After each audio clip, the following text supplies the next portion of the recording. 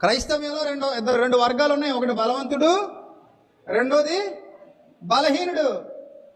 అర్థమైందా? బలహీనుడు ప్రతి పదార్థానికి భయపడిపోతాడు. రాజమండ్రి డిబేట్లో చూశారు కదా, బలవంతుడు ఎలా ఉంటాడో చెప్పాను, బలహీనుడు ఎలా ఉంటాడో చెప్పాను. బలహీనుడు బలహీనంగానే ఆలోచిస్తాడు, వాడు ఆలోచనలన్నీ బలహీనంగా ఉన్నాయి. నువ్వు ఎప్పుడు బలవంతుడు అవుతావు, బలవంతుడుగా ఆలోచిస్తావు. అందుకే జ్ఞానము గల నీవు అన్నాడు. జ్ఞానము లేని వాడి కొరకు ఆలోచించు.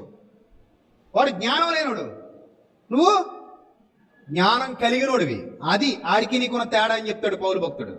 ఇప్పుడు జ్ఞానం లేనుడు ప్రతిదానికి భయపడిపోతాడు. తిన్ను తిన్ను, అందులో అది ఉంది, ఇందులో గాడిది గుడ్డు ఉంది, ఏ గుడ్డు లేదని నిరూపించేశాం. ప్రాక్టికల్ నాలెడ్జ్ ఇచ్చాను నేను, ప్రాక్టికల్ నాలెడ్జ్. అర్థమైందా? ఈ ప్రాక్టికల్ నాలెడ్జ్ కాదనేవాడు ఎవడున్నాడు. అందుకే ఆ రోజే చూపిస్తాం, ఇదిగో ఇందులో తీరా, ఏదో ఇందులో నిషిద్ధమైంది ఏదో తీగలడు ఎవడైనా, ఎవడు తీయలేడు. ఏదో మనిషి మాట మీద బేసే బతకాలి జీవితాంతం. నీకు నువ్వుగా గుర్తించలేవు దాన్ని. ఇప్పుడు నా చేతికి సిగరెట్ ఇచ్చారనుకోండి, ఇది సిగరెట్ నేను కాదనని చెప్తాను. నా చేతికి మందు బాటిల్ ఇచ్చారనుకోండి, ఇది మందు బాటిల్ నేను తాగనని చెప్తాను. అలాగే నీ చేతికి ఏదైనా అట్టిపండు ఇచ్చారనుకో, అమ్మో ఇది అపవిత్రమైన అట్టిపండు, నేను తిన్ను, ఇది పవిత్రమైన అట్టిపండు, ఇది తింటాను. దమ్ముందా నీ దగ్గర చెప్పగలిగే దమ్ము లేదు. ఎవడొచ్చి చెప్పినా నువ్వు నమ్మేయాలి. ఇంకప్పుడు అంటే ఇప్పుడు ఆడ అబద్ధం చెప్పినా నువ్వు నమ్మాలి, ఆడు నిజం చెప్పినా నమ్మాలి. ఇంకా అర్థమైందా? ఇక్కడున్న బస్తాల బియ్యం ఈ బియ్యం మొత్తం అపవిత్రమైన అన్నాడు అనుకోవాడు, నువ్వు నమ్మి అసలు బియ్యం తినడం మానే. అదొక్కటే నీ క్రైటీరియా. నువ్వు స్టాండ్ అయిందే దాని మీద. ఇంకా నీకంటూ ఓన్గా గుర్తించగలిగే సామర్థ్యం ఎక్కడ ఉండేసింది లేదు. ఆడు చెప్పిందని నమ్మాలి నువ్వు. అప్పుడు నువ్వు జ్ఞానవంతుడివా, బలవంతుడివా, బలహీనుడివా? అర్థమైందా? కానీ దేవుడు అన్నాడు, మీరు బలవంతులు బలహీనుల కొరకు ఆలోచించండి. నేనన్నాను, అందరం బలవంతులమే, ఎంతకాలం ఇంకా బలహీనులు ఇక్కడ పెట్టి కూర్చుంటాం? 2000 ఏళ్ళు అవుతుంది ఆ మాట చెప్పి. 2000 ఏళ్ళుగా ఇంకా బలహీనులు ఉంటూనే ఉన్నారంటే సిగ్గుపడాలి, బలవంతులుగా మార్చలేకపోయినందుకు. అందుకే తిమోతి పత్రికలు అంటాడు, మీరు తినాలనుకున్న ఏ ఆహార పదార్థం అయినా సరే ప్రార్థనతో అదేమవుతుంది? పవిత్రపరచబడుతుంది. ప్రార్థనకు అసాధ్యమైనది ఏది లేదు. సమస్త పదార్థాలు మన తండ్రివి. ఎవడ అబ్బు సొత్తు లేదు ఇక్కడ. లేదు నేను ఫోటోకి భయపడతాను, చివరికి ఇంట్లో వాళ్ళు ఫోటోలు కూడా భయపడతానంటే సిగ్గుపడు, నువ్వు బలహీనుడివి. బొమ్మలకు భయపడతాను, ఫోటోలకు భయపడతాను, వాటికి భయపడతాను, ఇటు భయపడు, నువ్వు బలహీనుడు. భయపడు. బలవంతుడు భయపడ్డా. బలవంతుడు ఎలా ఉంటాడు? ధైర్యంగా ఉంటాడు. ధైర్యంగా ఉంటాడు, ధైర్యాన్ని పంచుతాడు, ధైర్యవంతులుగా నిలబెడతాడు. జీవితకాలం అంతా ఆడి చెప్పిన మాటలకి ఈడి చెప్పిన మాటలకి నువ్వు వణుకుపోతూ ఉండాలి. ఇంకా బియ్యం కొట్టుకడికి వెళ్తావు, ఈ బియ్యం అన్నీ అపవిత్రమైనవి అంటాడు, నువ్వు ఇంక కొనుక్కోకూడదు. హోటల్ కాడికి వెళ్తావు, ఇవన్నీ అపవిత్రమైనవి అంటాడు, నువ్వు తినకూడదు. ఎందుకంటే నీ క్రైటీరియా అది, నీ బేస్మెంటే అది. ఆడి మాట మీద నీ బతుకు ఆధారపడిందో నువ్వు ఒప్పుకుంటున్నావు. అప్పుడు వాడు నిన్ను ఆట ఆడించేస్తాడు. అవునా కదా? ఇంకా అంతకు మించి నీ దగ్గర ఉన్న శక్తి ఉంది తప్పని, లేదు లేదు ఇది అపవిత్రమైంది కాదు, నాకు తెలిసిపోయింది, నా దగ్గర సెన్సార్ ఉంది, నేను స్కాన్ చేసేయగలను అని చెప్పగలవా? స్కానర్ ఉంది నా దగ్గర అని చెప్పగలవా? నీకు ఏ స్కానర్ లేదు. అందుకే లోతైన సత్యాన్ని లోతుగానే ఆలోచించాలి. బలవంతుడు బలవంతుడే, బలహీనుడు బలహీనుడే. బలవంతుడు రూలు వేరు, బలహీనుడి రూలు వేరు. ఈ సత్యం అర్థమైన వాడు ధన్యుడు. లేదు లేదు లేదంటావా? మరి నువ్వు రావాలి, బయటికి వచ్చి చూపించాలి.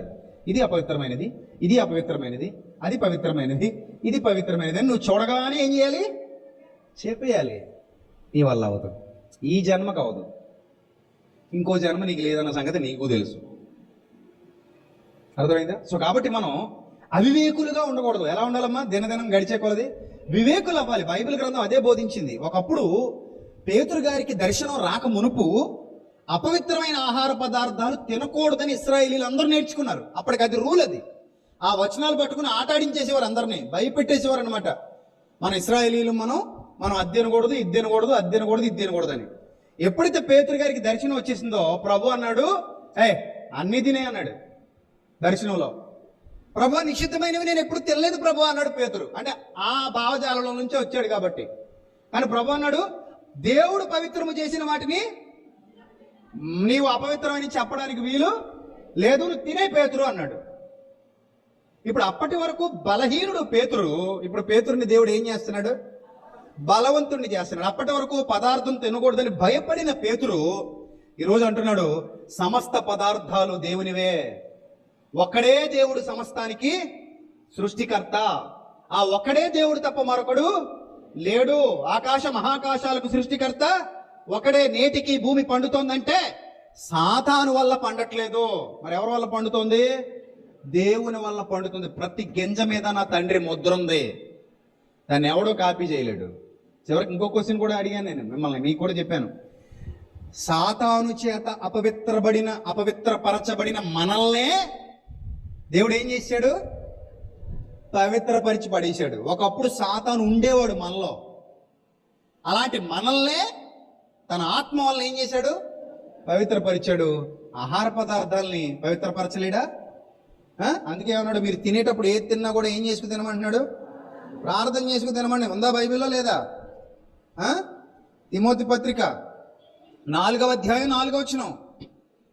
తిమోతి పత్రిక 4వ అధ్యాయం 4వ వచనం. దేవుడు సృజించిన ప్రతి వస్తువు మంచిది, ఆహార వస్తువు అయితే. ఆహార వస్తువుల గురించి మాట్లాడుతున్నాడు ఇక్కడ. మళ్ళీ గన్నేరు పప్పు మంచిదా, పెడతకింద పప్పు మంచిదా అనుకో. ఇక్కడ మాట్లాడుతుంది ఏ వస్తువుల గురించి? దేవుడు సృజించిన ప్రతి వస్తువు మంచిది, కృతజ్ఞతాస్తుతులు చెల్లించి పుచ్చుకొనిన ఎడల ఏదియు నిషేధింపదగినది కాదు, ఏలయనగా అది దేవుని వాక్యం వలన ప్రార్థన వలన ఏమవుతోంది? పవిత్రపరచబడుతుంది. ఇది జ్ఞానవంతుడి లక్షణం, వివేకవంతుడి లక్షణం. అర్థమైందా? సో జ్ఞానం వివేకం కలిగిన వాడు బలవంతుడు.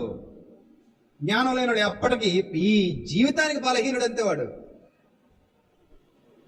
ఎన్ని నాటకాలు ఉంటాయంటే కొంతమంది హృదయాల్లో. తెలియకుండా అయితే పర్లేదు బ్రదర్, తెలిస్తే నష్టం వచ్చేసింది బ్రదర్. ఇప్పుడు విషం తెలిస్తే తాగితే ఏంటి, తెలియకుండా తాగితే ఏంటారు? దౌర్భాగ్యుడా. విషం తెలిసి తాగినా చంపేస్తుంది, తెలియకుండా తాగినా చంపేస్తుంది. ఎందుకంటే అందులో విషం ఏమై ఉంది? మిళితమై ఉంది. అదైనా ఇప్పుడు నువ్వు తెలియకుండా నీకు విషం పెట్టాను, చచ్చిపోతావు బతుకుతావా? తెలిసి పెట్టాను, చచ్చిపోతావు బతుకుతావా? తెలిసి పురుగుల మందు తాగావు, ఏమవుతావు? చచ్చిపోతావు. తెలియకుండా పురుగుల మందు తాగావు, ఏమవుతావు? చచ్చిపోతావు. అర్థమైందా? సో జ్ఞానం ఉండాలి మనకు, వివేకం ఉండాలి. ఆహార పదార్థాలన్నీ నా తండ్రివి, నా దేవుడివి, నా దేవుడివి.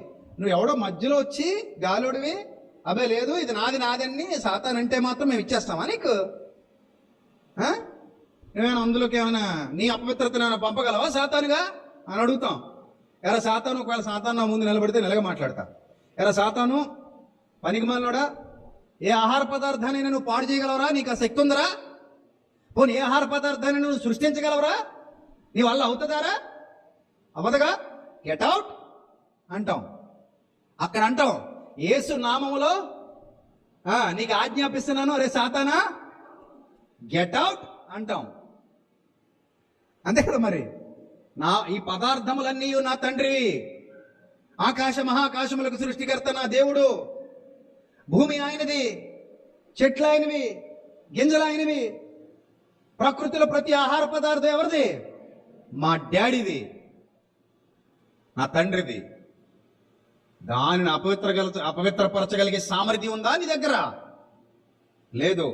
నా మనసు పవిత్రం, నా ఆలోచనలు పవిత్రం, నా లోపలి అంతరంగం చాలా బలమైనదిగా ఉంది. అందుకే బలవంతులు బలహీనులు, వివేకులు అవివేకులు, జ్ఞానులు అజ్ఞానులు. ఈ వివరం తెలియాలి. ఎప్పటికి మనం బలవంతులు అవుతాం? పేతురు గారు బలవంతుడైన సందర్భం మనకు అర్థమైతే మనం కూడా బలవంతులం కావాలి. పదార్థాలకు భయపడకండి. పదార్థం మనిషిని ఏమీ చేయలేదు. ఎక్కడే కాదు, ఎక్కడైనా సరే ఏమి. అందుకే నేను ఎప్పుడు చెప్తూ ఉంటాను, ఒక నిమ్మకాయకో, ఒక ఎండు మిరపకాయకో, ఒక రేకు ముక్కకో, లేదా ఇంకో దానికో, ఒక ముగ్గుకో, ఒక పెక్ కోసిన కోడి పిల్లకో మీరేమవ్వకండి, భయపడకండి. ముందు మైండ్ సెట్ మార్చుకోండి. చాలా వీక్గా ఉన్నారు మీరు, చాలా వీక్గా ఉన్నారు. ఎంత వీక్గా ఉంటే మిమ్మల్ని ఆట ఆడించేస్తారు. అర్థమైందా? ఆట ఆడించేస్తారు. సో వీక్ పర్సనాలిటీ ఉండకూడదు మీకు. మీకు ఎలా ఉండాలి? మీరు ధైర్యంగా ఉండాలి. ధైర్యంగా ఉండాలి. మీ ధైర్యమే మీ ఆయుధం. మీ ధైర్యమే మీ ఆయుధం. ఇప్పుడు పేతురు గారికి ఎప్పుడైతే నిషిద్ధ వస్తువులు కనబడ్డాయో, నిషిద్ధ వస్తువులను చూసి భయపడలేదు. ఇంకా అర్థమైపోయింది, ఓహో దేవుడు ఈ విధానాన్ని ఏర్పాటు చేసి మనం ఏం తినాలి ఏం తినకూడదనే నిర్ణయం ఎందుకు చేశాడంటే, పాత నిబంధన కాలంలో రాబోయే భవిష్యత్ సంకల్పాన్ని ఇక్కడ ఛాయారూపంగా వివరించాడు అని గ్రహించాడు పేతురు. అలా గ్రహించాడు కనుకనే భయపడలేదు. ఇంక దేనికి భయపడలేదు, దేనికి భయపడలేదు. అందుకే ఇప్పుడు సొరచేప తినొచ్చా అంటే తినొచ్చు. ఇశ్రాయేలీలు తినొచ్చా? తినొచ్చా? తినకూడదు. ఏం తినొచ్చు? అప్పుడు పాత నిబంధన కాలంలో ఇశ్రాయేలీలు సొరపెట్టు తినొచ్చా? సొరపెట్టు కూర, సొరచేప కూర తినొచ్చా? తినకూడదు, దానికి పోలీసులు ఉండవు. మరి ఇప్పుడు తినొచ్చా ఇశ్రాయేలీలు కూడా? కానీ తింటున్నారా? తినరు. ఎందుకంటే వాళ్ళ కొత్త నిబంధనలోనికి రాలేదు. ఇప్పుడు దేవుని సన్నిధికి వెళ్తేనా గొప్పోళ్ళరా బిడ్డలారా మీరు అంటాడా? ప్రభా ఈ క్రైస్తవులందరూ సొరపెట్టుకోర పీకల దాకా తినేశారు ప్రభా, ఇష్టంగా మరీ తినేశారు ప్రభా, చాలా కాస్ట్లీ కూర అని తిన్నారు ప్రభు, వీళ్ళు నరకలేసే ప్రభా అన్నారు అనుకో. దేవుడి దగ్గరికి వెళ్ళి దేవుడు ఏమంటాడు? అరే మీకు సంకల్పం అర్థం కాలేదురా, బలహీనులారా అంటాడు. బలహీనులారా మీకు సంకల్పం అర్థం కాలేదు, గెట్అవుట్ అంటాడు. సంకల్పం అర్థమైనవాడు బలవంతుడు. సొరపెట్టు కూర తింటావా? హ్యాపీగా ఇది ప్రార్థన చేసుకుని తిని హ్యాపీగా. బొమ్మడేలు తింటావా? హ్యాపీగా పులిసేసుకుని తిను. ఇశ్రాయేలీలు తినకూడదు. ఇప్పుడు ఇశ్రాయేలీలు కూడా తినొచ్చు, కానీ తినరు కూడా. అర్థమైందా? మిడతలు తింటారా మీరు ఎవరైనా?